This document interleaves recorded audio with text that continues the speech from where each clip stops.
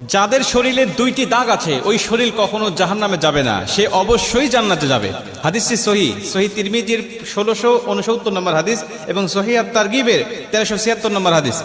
হযরত আবু উমামা রাদিয়াল্লাহু তাআলা আনহু হাদিসটা বর্ণনা করেছেন। রাসূল সাল্লাল্লাহু আলাইহি ওয়াসাল্লাম বলেন, যাদের শরীরে দুইটা দাগ আছে এবং যাদের শরীর থেকে 2 ফোঁটা তরল পদার্থ নির্গত হয় ওই শরীর কখনো জাহান্নামে যাবে না, সে অবশ্যই জান্নাতে যাবে এবং আল্লাহ পাকের কাছে এই শরীরটা সবচেয়ে প্রিয় শরীর। রাসূল সাল্লাল্লাহু আলাইহি ওয়াসাল্লাম বলেন, 1 নম্বর দাগ হলো যে ব্যক্তি জিহাদের ময়দানে আল্লাহকে খুশি করার জন্য, আল্লাহর দ্বীন কায়েম করার জন্য অথবা আল্লাহর সন্তুষ্টির জন্য যে ব্যক্তি বাতিলের মোকাবেলা করতে গিয়ে শত্রু পক্ষের আঘাতে তার শরীরে ছোট্ট একটা দাগও যদি বসে যায়, এই দাগটা কিয়ামতের ময়দানে সুপারিশ করে বা এই দাগটা থাকার কারণে কিয়ামতের ময়দানে আল্লাহ পাক তাকে জান্নাতে দিয়ে দিবে। নবীজি সাল্লাল্লাহু আলাইহি ওয়াসাল্লাম বলেন, 2 নম্বরে ফরজ ইবাদত সমূহের কোন একটি দাগ যদি তার শরীরে দেখা যায়, যেমন নামাজ পড়তে পড়তে সেজদা দিতে দিতে